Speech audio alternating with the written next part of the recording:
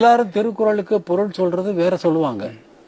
இந்த அகர முதல எழுத்தெல்லாம் ஆதி பகவன் முதற்றே உலகு அப்படின்னு இருக்கு. பொதுவான அர்த்தம் எழுத்துகளுக்கெல்லாம் முதலாவதாக இருப்பதை போல இருக்கின்ற உலகத்திற்கு இறைவன் முதன்மையானவனாக அப்படின்னு பொருள். அது அப்படி இல்லை அப்படின்னு எழுத்துக்கு முதல் எழுத்து வந்து ஆன்னு புரியுது. இறைவன் எப்படி முதலாவனாக இருக்கிறான் என்பது புரிகிறதா? உலகத்துக்கு புரியல. அப்ப பொருள் தப்பா சொல்றோம் நம்ம. அப்படின்னு பார்த்தா ஆ என்பது எழுத்தா? சொல்லுங்க. ஆமா, எழுத்துதான். அப்படிதான் புரிஞ்சுட்டு இருக்கோம். சொல்றேன், அது எழுத்தான்னு கேக்குறேன். உணர்வா? சப்தம். ஆ என்பது எழுத்தல்ல, அது சப்தம், ஒலி. ஒலி அருவமானது. ஒலிக்கு உருவம் கிடையாது. அதுக்கு ஒரு உருவத்தை உண்டு பண்ணுகிறான், அதுதான் ஆ.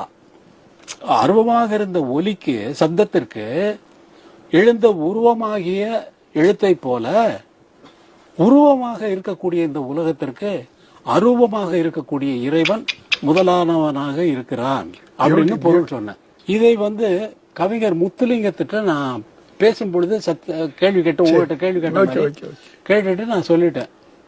சொன்னா வந்து இவர் வந்து அன்னைக்கு நைட்டு வந்து சாயங்காலம் ஜெயகாந்தனை பார்க்க போயிட்டாரு. போய் இளையராஜா இந்த மாதிரி சொன்னாருன்னு சொன்னார். அவர் நேரா எனக்கு போன் பண்ணிட்டாரு.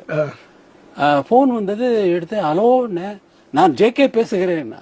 வணக்கம் ஜேகே அப்படின்னா, நீங்கள் முத்துலிங்கத்திடம் குரலுக்கு இந்த மாதிரி பொருள் சொல்லுகிறீர்களாமே. ஆமா ஜேகே, நன்றாக இருந்தது. நீங்கள் சொன்னால் சரிதான், நன்றது.